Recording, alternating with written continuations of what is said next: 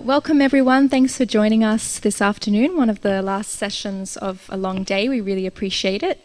My name's Eliza Marks and I work for the International Labour Organization, which is one of the UN agencies, and I'm based at the Regional Office for the Arab States in Beirut. And we're here today to launch the media-friendly Glossary on Migration, Middle East edition. And I'm joined by two colleagues who I'd like to introduce. The first is Laura Secorun, who's a freelance journalist. She covers migration and trafficking from the African region to the Middle East.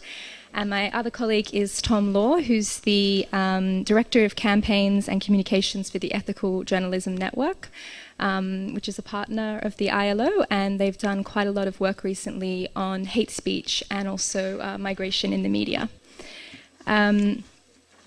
So I just want to go straight into talking about the Glossary. So we launched the Glossary today, which is a new tool for journalists to support ethical and accurate reporting on the very complex and contentious topic of migration.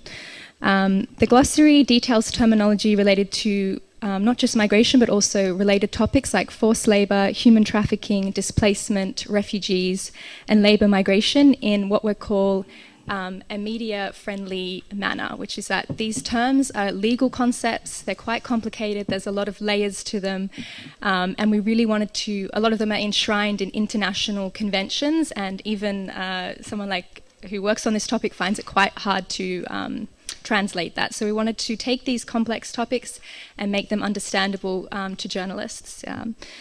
So the Glossary also includes guidelines on photojournalism, gender, and working with victims of trauma, which enables journalists to cover this topic in lots of different mediums.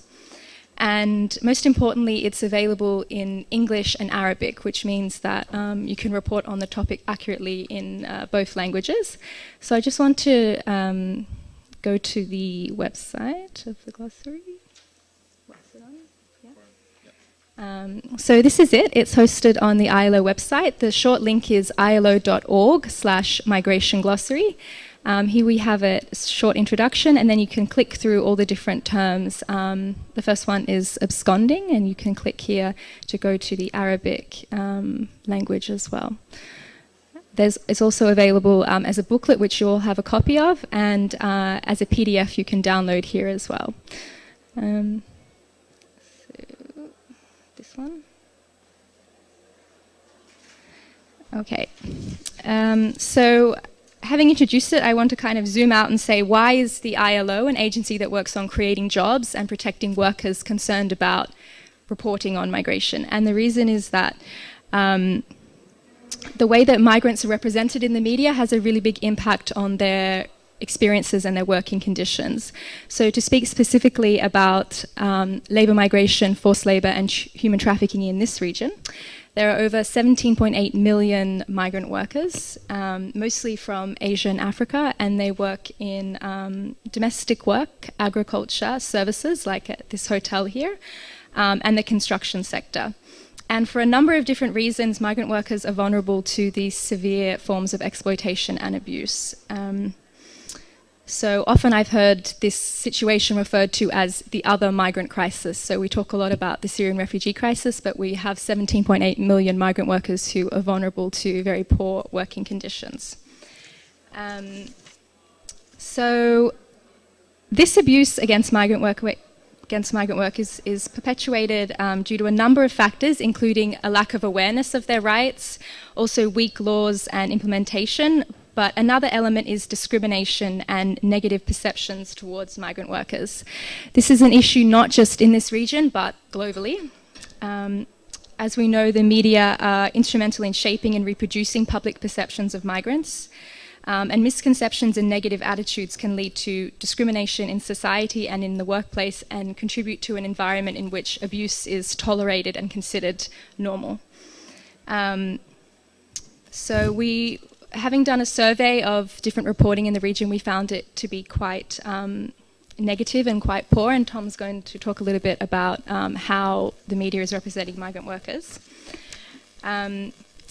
So the problem is quite big, and the Glossary is one resource, but I wanted to kind of zoom down into 5 simple things I feel that you could do in your reporting today. So the first is to use the term domestic worker instead of maid, helper, or girl. Often these terms are used that really diminishes the work and takes away respect from the worker, so we prefer to use the term domestic worker. Stop using the term illegal migrant. The proper term is migrant in an irregular situation. And when you use this term, you draw attention to the various ways in which migrants become irregular, and you take away the criminal aspect of being a migrant in an irregular situation. The third one is to be critical of the term absconding. So often when a domestic worker leaves her employer, they'll say she absconded, and this is also something that has a very criminal connotation. So I'm not saying not to use the term, but perhaps assess the circumstances in which the worker left the employer. She might have been experiencing abuse.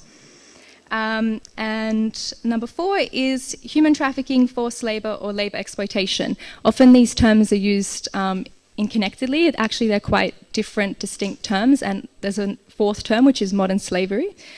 So the glossary can really help you to understand the differences and make a judgment in your stories. And the last one is to support positive and diverse stories. So as I said, in our assessment of the media, we found that a lot of stories were quite negative. They were focused on crime, they were focused on population imbalance. And so we think that migration is a very amazing phenomenon with a lot of variety in it. There's a lot of stories within migration, and just purely focusing on these aspects takes away many interesting stories. So lastly, I just want to say that we're publishing this in December 2017. So therefore, this version of the glossary represents our understanding of the terms today. However, the evolving nature of the migration debate also is reflected in the terminology. So terms that were unacceptable, were acceptable several years ago, we now feel we need to use with caution. So this is a continuing process. We need to constantly reassess the language that we use, and this is a two-way process. We really want to hear from journalists and make this participatory. And on the website, there's a feedback mechanism, so you can write to us with your feedback and suggestions. So now we've published it today. What's next? Our goal is really to have the glossary incorporated into the style guides of different newsrooms throughout the region. But I believe this is not just of use to journalists. There's lots of people who write and talk about migration, including civil society organizations, human rights groups, government agencies, and so we really want to spread this message and make sure that we're all using the same rights-based, accurate and gender-sensitive language when talking about this topic. So that's it from me. I think I'll hand over to Tom, and we can take questions throughout and also at the end. Yes, do feel free to interrupt me if you have a question or if you disagree with anything that I say. Just before we go on, I wanted to just give some examples of some of the worst kinds of journalism and some of the worst abuses that Eliza was outlining, and that hopefully the glossary will encourage people to reconsider some of the terms that they use. Can I ask, to get an idea of the room, how many of you cover migration as part of your role as a journalist? Okay, so a good number. And what would you say if a colleague sent you any of these headlines? Would it? I assume it would ring alarm bells straight away. So the first one: maid's groans expose her with her Romeo. 5 signs to spot a maid is about to abscond. Expat population could threaten GCC security. Uneducated expats deteriorate quality of services in Kuwait. Increasing crime involving maids. Police urge caution. Now these seem almost so bad that we've made them up as a parody. Yes, you have a question.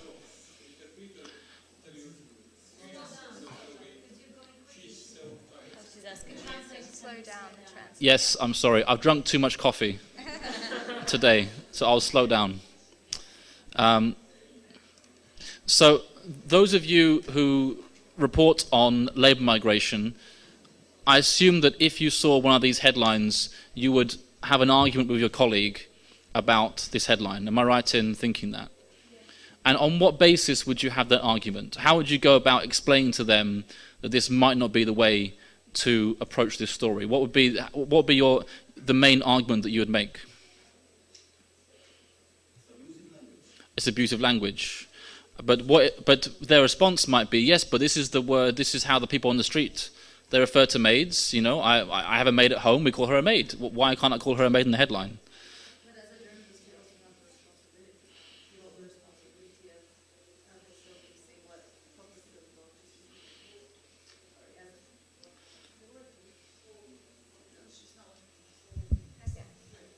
So as a journalist, you hold the responsibility of at least setting an example to what correct terminology or close to correct terminology should be. So if you should be leading by example, if you're actually using this, then would you actually judge if you hear people on the streets, you know, using this term as well? I mean, journalists have a responsibility to at least set an example. Yes, I think that's a very strong argument. You return to the fundamental ethics of the profession, and you say, our job is not just to repeat what we hear, our job is to put things in context, to explain them in more detail, and not to do harm to the people that we're talking about, especially if they're vulnerable people who are working as a domestic worker, for example. Yes, you had a comment to make. أعتقد أن المشكلة الأساسي في بعض الدول العربية التي اشتغلت عليها على ملف دقيقة بس.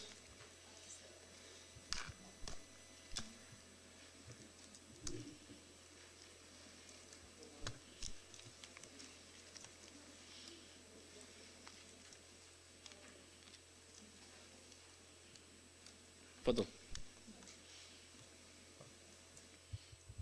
قلت أنه أعتقد أنه بعد التجربة الخفيفة التي قمت بها رفقة مكتب أكتراف التابع لمنظمة العمل الدولية في دول المغرب العربي، اتضح أن المشكل الأساسي في التغطية الصحفية هو ضعف التكوين في ملف هذا النوع من القضايا.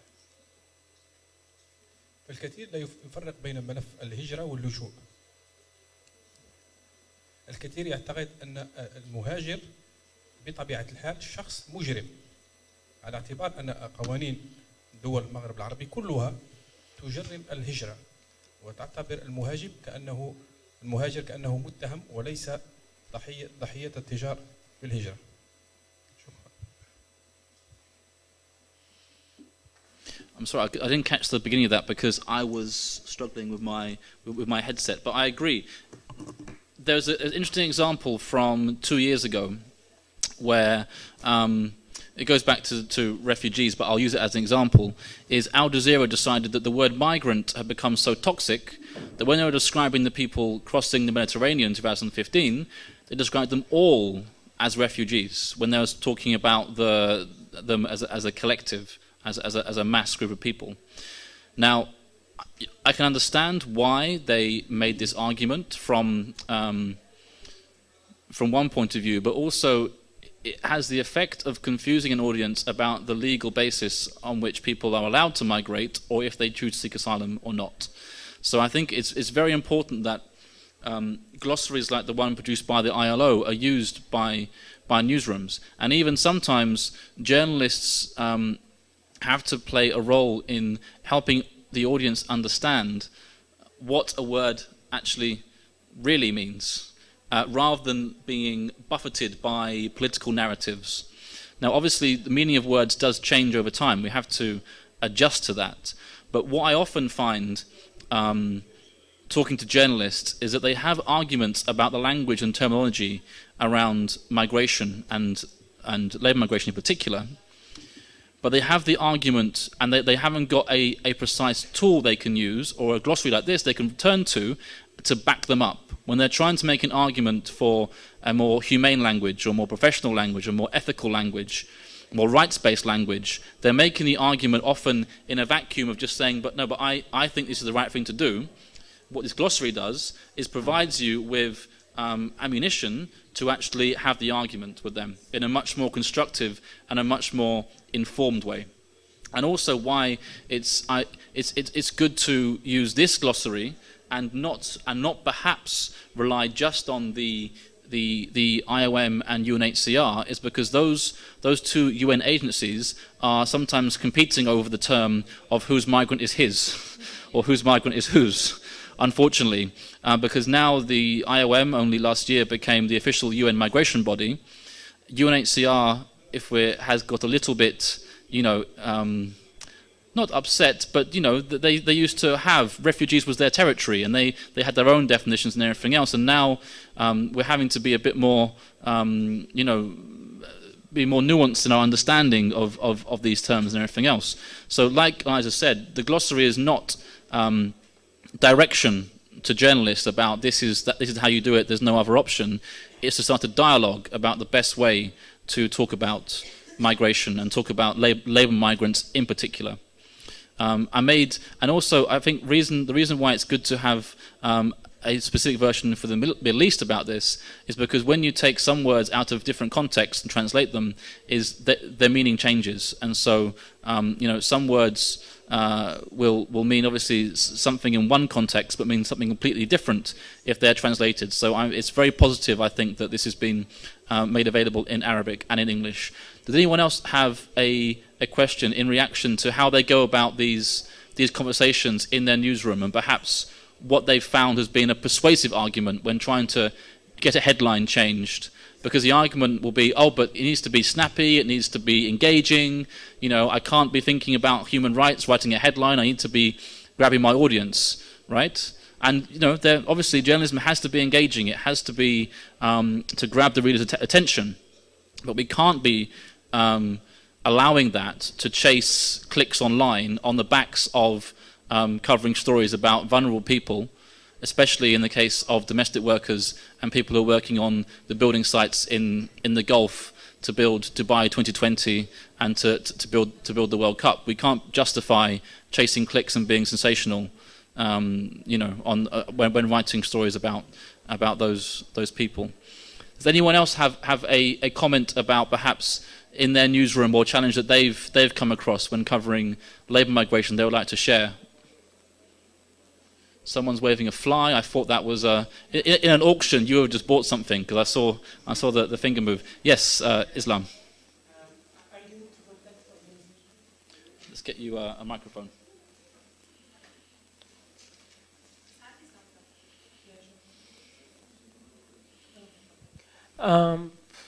You just launched this, so are you going to contact organization like media organization in Arab countries in terms of using Amina? Yes, I think Eliza is probably the best place to talk about how you're going to use the glossary to engage with media organizations. Yeah, sure. Thank you for your question. Yes, like I said, this is done, but now we really want to make sure that it's used. And so actually starting from Monday, we're going to be conducting a series of what we're calling newsroom visits, where we're visiting the editor-in-chief and senior journalists and people who write about migration in the region. When? In Jordan, Lebanon, and also in the Gulf. Yeah. And as I said, our goal is to ask them to adopt this as their style guide. Yeah. Okay. Anybody else have something they'd like to share? Yes.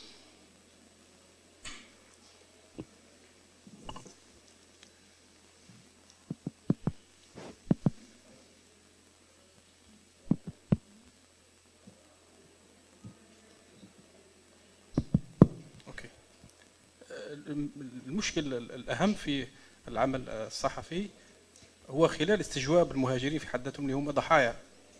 فأنا أحكي لك قصة خفيفة، وأني عالجت موضوع مهاجرة من دولة الكاميرون كانت في مدينة وهران، وتعرضت لاغتصاب من طرف 8 شباب بالإضافة إلى كلبهم التاسع. بعد معالجتنا للحادثة الرهيبة، المهاجرة خافت من الكشف عن وجهها ومن توجه لإيداع الشكوى لسبب بسيط، أنه لما تتقدم إيداع الشكوى في هذا النوع من البلدان فيتم اعتقالها مباشرة، فأصبح صعب التعامل مع المهاجرين في حد ذاتهم. I completely agree. This is one of the major issues that you come across is how do you cover the story in an impactful way to your audience and perhaps the policymakers without having a negative impact on the people that you're covering. If they're still in that situation, then how do you cover their story? You have to consider how to withhold their identity, for example. You have to really make sure that when talking to them, you're very clear about and I think you're going to talk more about this actually, about how you're going to use their material, if you're going to, what details that you're going to give about them, whether or not, if you use photographs, not showing their face, for example. There are many steps that you can take to ensure that you don't negatively affect their situation, and it's a big challenge for ethical journalism. Just quickly, if you want more background on the issue of this in general, we've written 3 reports, or been involved in 3 reports on migration, moving stories in 2015. In collaboration with the ICMPD, and if you want more about this, Michelle is here from the International Centre for Migration Policy Development, and then Fatal Journeys with the IOM this year, which looked at the data around migrants in general and what role media can play to help researchers gather better data around migrants, and also how media deal with the pictures of dead bodies, for example, and of from that issue. After the first report, we produced some very simple guidelines around migration reporting in general. So it's about making sure that we're factual and not biased, making sure we're acting independently from the political narratives, or the cultural narratives, more in this case, of labour migration, and really sometimes pushing back against the kind of negative ways in which people view domestic workers and others. Knowing the law. Understanding the law in each country, understanding the kafala system, where it operates, and communicating that to your audience, showing humanity, and making sure that we are, being empathetic with their situation, and speaking where possible, from a rights-based point of view in terms of the language, speaking for all. So not just having the voice of the policymakers about labour migration, but wherever you can, having the actual voices of labour migrants in your story. And challenging hate speech against migrants. The media's role, journalism's role, is not just to repeat dangerous language or negative stereotypes. Our role is to hold that to light, to hold it to account, to challenge it when necessary, and we're not just here to repeat what is said on the street, what's said by our relatives who might be employing labour migrants. Just a quick plug this evening to go more into depth about the issue of images of refugees. In this case, we're showing a film called Sea of Pictures about the image of Alan Kurdi, and that'll be 8:30 in the auditorium, so please join us then. In terms of the hate speech aspect, we've created a test for hate speech you can see on the right-hand side there, which basically triggers journalists to ask themselves the right questions when they're dealing with hate speech, not just about labour migrants, but about any group. So it starts by asking, who the speaker is, their status, should they be listened to, should they be ignored, and if they should be listened to, if you have to report it, then how do you do so in a context that explains the pattern of behaviour and the historical and cultural situation. The reach of the speech, so how far is it travelling? The goals of the speech, why are people using this language? Often it's not just the fact that they might hate labour migrants, there might be a political reason why they're saying it, there might be a financial reason why they're saying it, there might be in their financial interest to talk about migrants in this way, because then they're not seen as worthy of having a good contract. They're not seen as worthy of having better rights when they're working. And then the content itself, the glossary is a good tool for helping to understand the content in terms of words like absconding and made and everything else. And then finally the climate, social, political and historical. So we encourage journalists, when they're dealing with sensitive content and dangerous language, to use this test. It's available in Arabic and other languages, to really think about the ethical questions and to make sure that they're not doing harm to the people that they're covering in this case. And now I'll pass over to Laura to go into more detail about how you as a journalist approach covering labour migration and some of the ethical dilemmas that have been brought up already. Hey. Well, I think you both did an incredible job, so I'm probably just going to be repeating stuff, but bear with me. So I've been covering migration for a while now, for about from about a dozen countries. And the first thing I would say is that when you say you cover migration, everybody's like, ooh, cool. It's like the hot topic, right? Like, oh, everybody's into migration these days. I think that's a really narrow perspective. I think we need to understand migration not as a trend or like, something new, or let alone a fad, but as a fact of life. I remember when I started being a journalist, I had this teacher, and once I told him, like, I don't like economics, like, I just don't like writing about money. And he's like, well, money is a fact of life. You're never going to be a good journalist if you don't, like, get down and understand basic economics. And he was right. And I've never touched on an important story that did not have an economic angle. I think migration is the same thing. I think migration is like trade. It has always existed. It will always be there. You may prefer a certain trade policy or another, but the fact that we are focusing so much on the refugee crisis makes it sound like it's something that, we'll be able to fix, or it's something new, and it's not.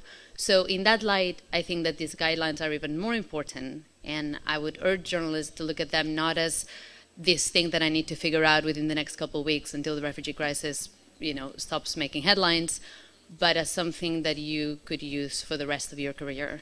Because even if migration is not your beat, there's a very good chance that you will encounter, actually I would say it's inevitable that you will encounter elements of it in future stories.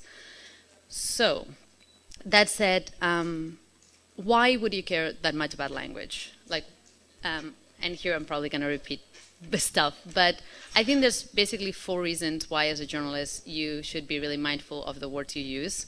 And I say that as a person who probably wasn't as much a few years back. The first one, it's pretty straightforward, but it's accuracy. Like, we're supposed to be telling the truth.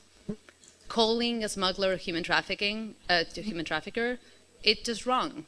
Like, regardless of ethical stuff, it's just inaccurate. So I think the first reason would be fear of embarrassment. We're attaching our names to this stuff, and if we make mistakes, we'll have to own up to them. And the second is also legal repercussions. Like, human trafficking is a crime. So if you're calling a fisherman who's carrying a few migrants from one shore to another a human trafficker, that's legally incorrect and potentially dangerous. So the first one is basically, again, I'm preaching to the crowd here, but basic accuracy. The second one goes tied in would be legitimacy. So in any interview you've ever done, knowing about the subject before you interview an expert is important. So if you are trying to reach important sources, if you're talking to government officials, if you're talking to anyone and you don't know the basic vocabulary, like if you're trying to reach someone at UNHCR and you're messing up like asylum seeker, and that doesn't give a really good impression, and it will actually hinder your chances of getting further interviews. There's a really good chance you won't get your questions answered in the depth that they require, because the person you're interviewing will be like, oh, they have no idea what they're talking about. So actually doing your homework and really researching the terms and getting even a bit nerdy about it before you interview anyone will make the exact same interview give you way more more material, in my experience. The third one, which is Tom's favorite, but it's basic ethics. So obviously we would all like for our stories to change the face of the earth, but if they don't, the very basic they should do is not hurt anybody. Like, can't assure we're going to change anything, but the very basic is we're not hurting people. And as you say, the words we use in many places fuel xenophobia and fuel attitudes that can hurt the people we cover, not only migration, when it comes to women's issues and all that stuff too. And so if you actually want to learn more about talking to victims of trauma, or specifically victims of trafficking and smuggling, we have a session tomorrow at the same time called Human Trafficking, How to Get the Story and Do No Harm. So if you guys are into that, then we're going to get into the nitty-gritty of like how to actually interview people and tell their stories without hurting them. But that would be number 3. And last but not least, I think it's public responsibility. So like the way we cover migration shapes the public discourse. Straight up, we know that. And public discourse affects politics. And there's been a lot of debate about, fake news, and nobody believes in the media anymore. Whether or not people believe in us, we still have power. like whether or not we're doing things right, whether or not people believe in mainstream media. The truth is, our actions still have power. And oh God, this is going to be so cliche. Please forgive me. I can't think of another way of saying it. But with power comes responsibility, and I think this is a particularly difficult time politically for pretty much every region I can think of. And the issue of migration is making more headlines than I would say it has ever made before. So I think we need to step up. And I think we can't let the public down whether or not they believe in us. And I think as attention spans are shortening, words matter more. Because it used to be that you could use the wrong word but then write 5 paragraphs of context elucidating, you know, how actually in that particular... We can't do that anymore. You know, people are reading about this in tweets. Most people who share tweets or Facebook messages have actually not read Facebook posts. I mean, have actually not read the articles. They've read the headlines. So this stuff that we're seeing, it's not, you can't be like, you know what, I hated the headline, I thought it sounded a bit xenophobic, but when people read the article, they will realize most people won't read the article. That's what we're handling here. So I think this matters more than ever. I think it's an incredible work that they've done, and I would encourage everybody to have it and also like bring it into the workspace so that you can have conversations with your colleagues, conversations with your editors, and with your stubborn sources about the importance of words. Thank you. Carol, I didn't get your hand. I saw your hand and I forgot to bring you in. So Carol was involved in actually creating the glossary. So perhaps if you have anything to add to what's been said, we'd like to hear from you. Carol's now at Arij, as you probably all know. So you got a microphone. اوكي شكرا توم. أنا تقريبا كان هذا أكثر شيء استمتعت فيه بالعمل مع ال ILO إني راجع الجلوسري، لأنه هذا نقاش دائم بيصير بالنيوز روم اللي هو بنستخدم هيدي العبارة ولا هالعبارة ولا يعني في أشياء بديهية مثل يعني عاملة منزلية أو خادمة، بس في أشياء بتبقى معقدة أكثر وبدها نقاش فعلي. الموضوع اللي أنا من تجربتي أو من تجربة الزملاء تبعي طول الوقت كان الموضوع إنه حسب الشخص نفسه الصحفي، إذا هو تقدمي بالعبارات اللي بيستخدمها، إن كان عبارات عنصرية أو سكسست أو إلى آخره. بس بحس في ضرورة كتير مهمة، مش لأنه أنا يعني هذا الجلوسري أهميته إنه أول شيء البروسيس اللي انعمل فيه، كم خبير دقق فيه من مختلف المجالات ليدقق بكل كلمة إذا دقيقة أو لا، والأهم هو إنه كيف نقدر نحن نستخدمه ويصير جايد بوك لمعظم منظمات يعني وسائل الإعلام يعني العربية. أنا اقترحت شيء ما بعرف إذا اتخذ بعين الاعتبار، كنت عم فكر إنه إذا بيصير في آب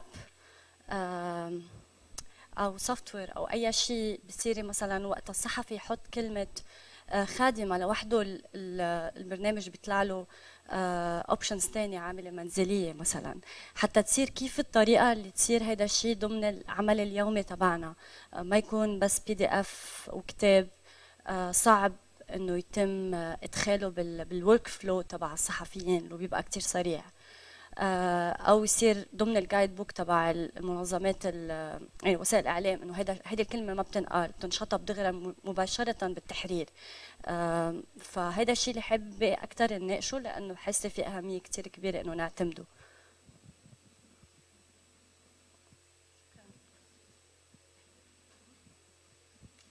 شكرا عن الموضوع كثير مهم، بس اعتقد انه في بيئات محليه في مصطلحات خاصه بتتعلق فيها. مثلا اعتقد في البيئة الخليجية في وجود كبير لفلسطينيين واردنيين بيعملوا هناك، عادة بيجري تسميتهم وافد. ما بعرف يعني يمكن هذا المصطلح شوي يكون غريب وبده شوي ترجمته صعبة ايضا. مصطلحات اخرى في بعض الدول العربية يقيم ناس اصولهم مش من هذه الدولة. مثلا في الكويت اعتقد هنالك جماعة يسموا البدون، without، يعني ما معهم جنسية كويتية ولكن يسموا بدون. أعتقد هذا أيضا موجودة في المجتمعات الخليجية. ما معهم جنسيات. إذا ما معهم جنسيات ويقيمون هناك ومواليد هناك، يعني عبر التاريخ يقيموا هناك لأجيال متعاقبة وبيظل اسمهم بدون. أعتقد أنه يجب التنوير والإضاءة على مثل هيك مصطلحات خاصة في بيئات محلية. يعني هذا بعتقد أنها توصية لتطوير أو لتوسيع القاموس مستقبلا. شكرا.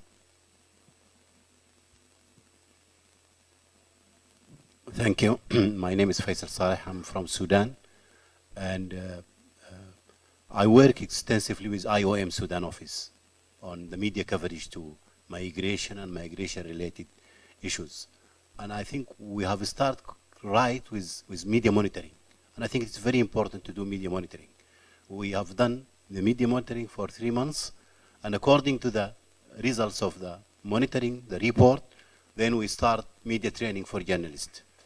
And I think these two things, monitoring and training, they are very important. Using the glossary, this is an added value, I think, to the training. We are doing the training without any official reference, maybe, just the terms and terminologies used by IOM. And I think the glossary could be an added value to training. So I think monitoring and training should go together. Thank you.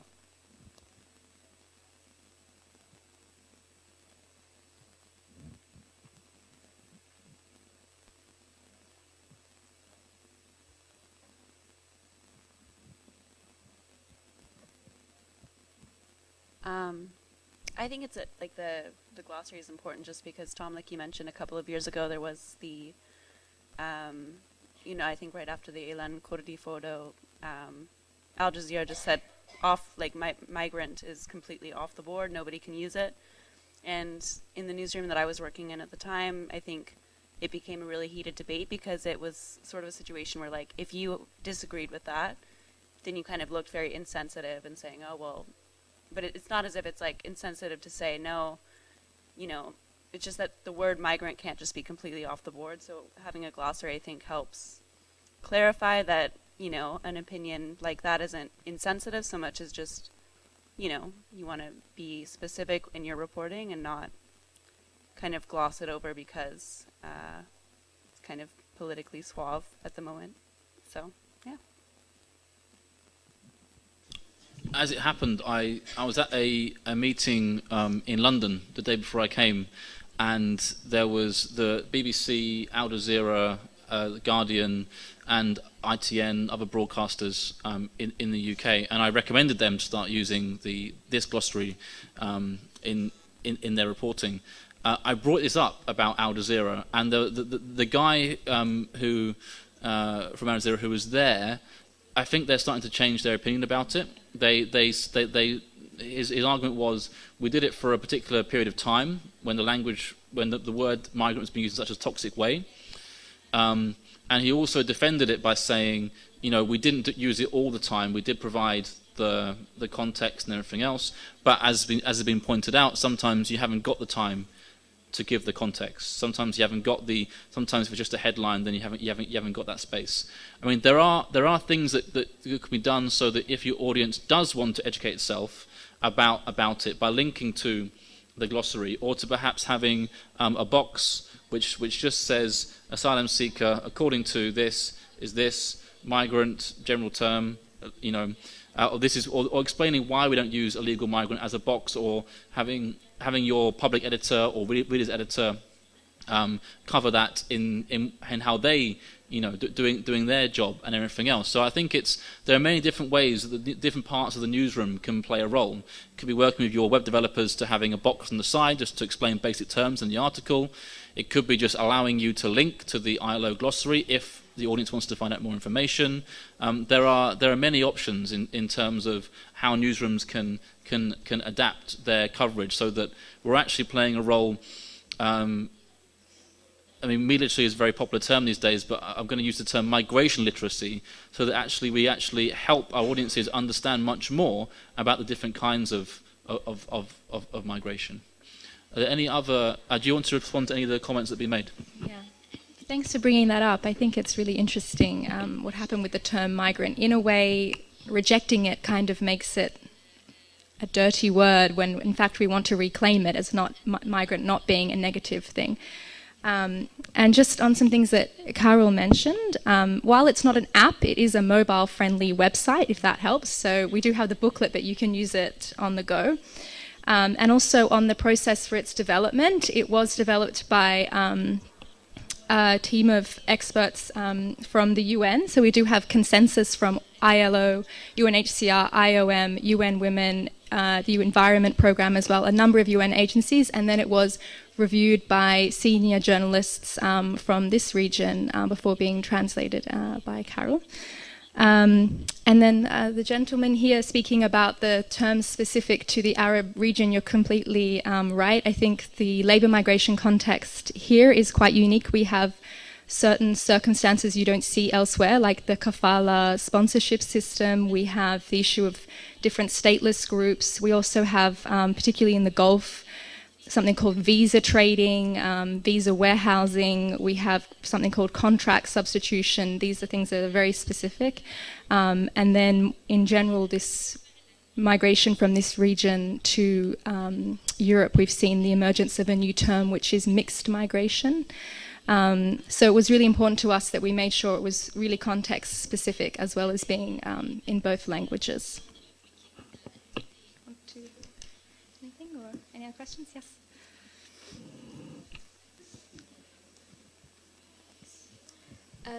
Yeah, I just wanted to go back to the specific example of the GCC region. And my question is, how do you use such a glossary in a context where the quality of journalism is probably not so of very high standards, because it's a media landscape where a lot of the journalists are not nationals but are foreigners who do a lot of self-censorship because they, you know, at the end of the day they just want to keep their jobs, and so they just copy and paste press releases. And at the same time, it's also a context where these issues around how to talk about migration are so embedded into the society that people are using words that they don't realize are harmful. I mean, I live in Qatar, and in Doha, I mean, we use a lot of those words that you mentioned are appearing on the newspapers every day, you know, maids, and I know in Oman, for example, a lot of those reports about absconding domestic workers are always on the papers, and it's not just the media that doesn't realize how harmful it is, but it is also just, you know, people, residents, citizens, everybody, because they've been brought up in this environment. So how are you able to have, you know, those discussions, and how do you tackle this with the media when there might not necessarily be a will to discuss those issues? If you look at Doha, for example, the issue of kafala has been so much on the headlines that, you know, it's becoming sort of a taboo subject with the World Cup and everything, where now people fear when you start discussing it, you're necessarily trying to polarize or to be aggressive. So yeah, I'm just wondering what is your feedback on that? Yeah. I'll try and answer that maybe. I'll go after you. Sure. So I think you raised two really important points. First one's maybe that these terms are used so widely, not just by the media, they are the popular vernacular to refer to maids and expat groups. And I think this comes in what Laura was saying about how the media has a role to kind of change that and start to introduce these rights-based words. And I think you can do that by some of the mechanisms that Tom mentioned, like using the box, making a strong statement that our paper will use the term domestic work. We recognise domestic work is a job, and domestic workers preferred to be called domestic workers. And I think the second thing you spoke about was the political sensitivity in the GCC, and the fact that a lot of journalists who work in the GCC are migrants themselves. I think, yeah, especially in countries like Qatar and the UAE, 90% of the population are migrants, so it also includes journalists. Yes, and this is something that we've come up against, definitely some more cautious against kind of pushing this rights-based migration agenda in the GCC.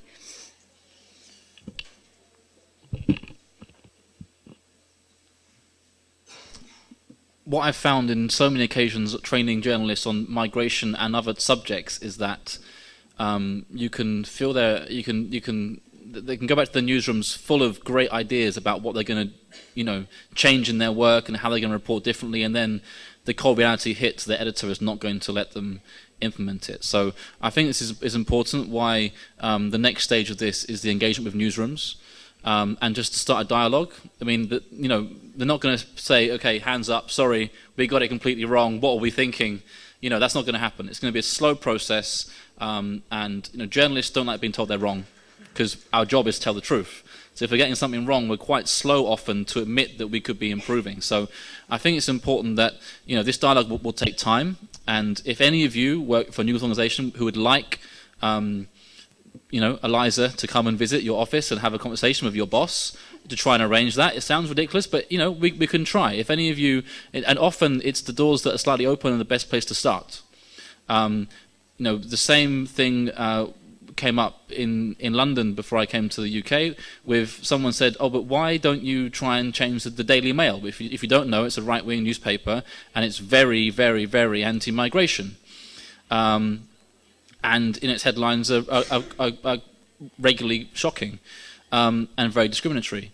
And I said, well, that's not a good use of my time. I'm not going to change the opinion of that editor. However, there are other journalists and other editors who will be open to the idea, and maybe through lack of knowledge about migration or as a topic, or maybe just through the fact they're so busy and under so much financial pressure and time pressure, they haven't got the time to be thinking about these things. So that's the place we start first. And once we've pushed at every open door, then we can start to look at the more problematic areas. I admit that in many places of the Gulf there'll be less of those perhaps than elsewhere, but we can definitely make a start. The other thing I'd say is that glossaries like this can be an inspiration for civil society to take action to try and change the public discourse in general.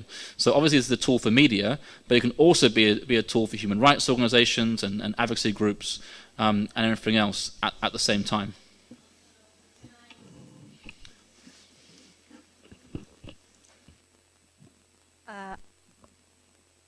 Yeah, I just want to share one little example of an organization that you can actually start talking to, and they are running workshops in the Gulf.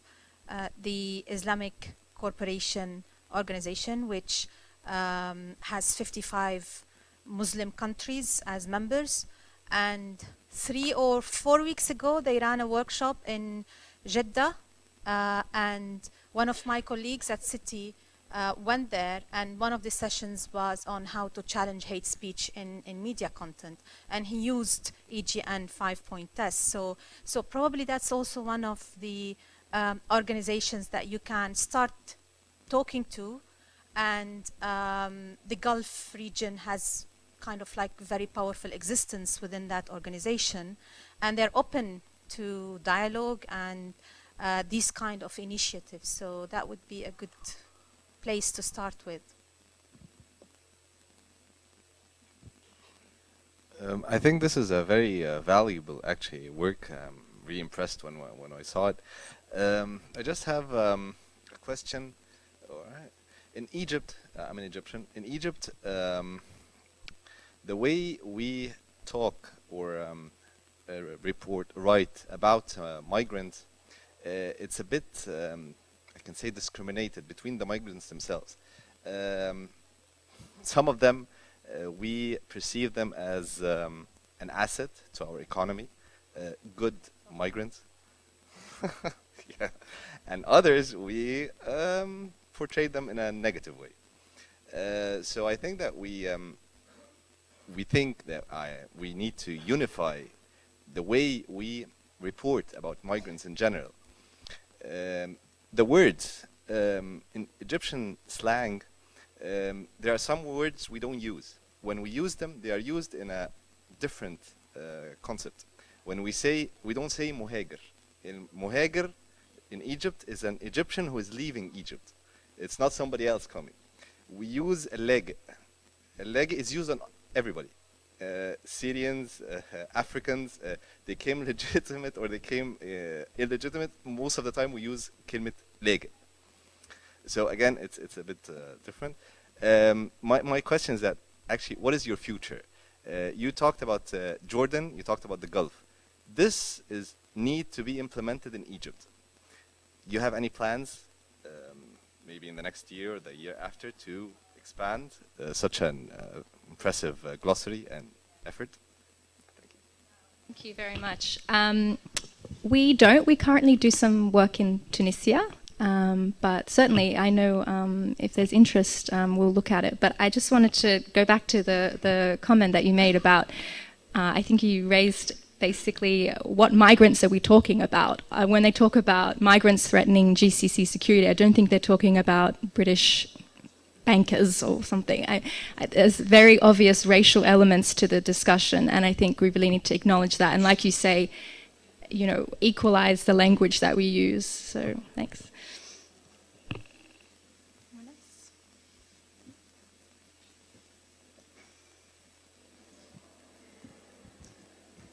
بس كنت بدي أشير لنقطة إنه لما في بعض المصطلحات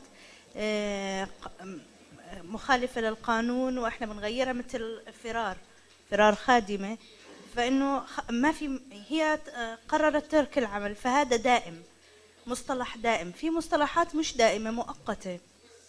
فإذا إحنا بدنا نختار المصطلحات ونضمها لكتيبات وأدلة الأدلة التحريرية في غرف الأخبار، لازم نفرق بين إن هذا مصطلح دائم أو مصطلح مؤقت، لأنه أوقات جماعات معينة بتمارس سلوك معين بغير المصطلح، بيكون مصطلح عادي ما له إشي، مستقبلا بصير بنوصم المصطلح وبصير سيء الاستخدام، وممكن يمر زمن عليه ويرجع استخدامه مقبول.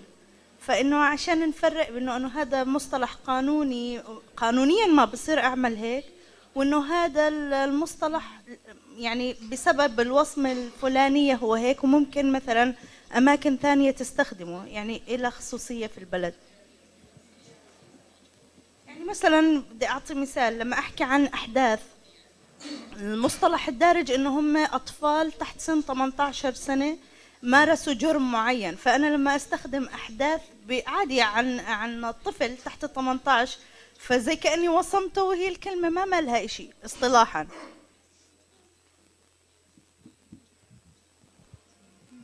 شكرا. أعتقد أن هذا الجلوسر هو عمل مهم جدا لبداية الاهتمام بمصطلحات الهجرة، وخاصة موجهة للصحفيين العاملين في غرف الأخبار وفي المنصات المختلفة، ولتطوير هذا العمل وإعطائه فائدة أكثر. أعتقد أنه من المهم أن يطال ويشمل فئات أخرى تهتم بالهجرة، كمنظمات المجتمع المدني العاملة في مجال الهجرة. هناك كثير من الجمعيات، أنا أتكلم عن التجربة المغربية وأعرف أنه لدينا مئات ومئات الجمعيات التي تهتم بالهجرة، وبالتالي المصطلحات التي تتعاملها يجب أن تستعين بهذا العمل. كذلك هناك الهيئات الحكومية التي تشتغل في مجال الهجرة، وبالتالي تستخدم مصطلحات متناقضة جدا. وإضافة إلى ذلك هناك هيئات التكوين، ولدينا في المغرب الآن في الكليات بعض الماستر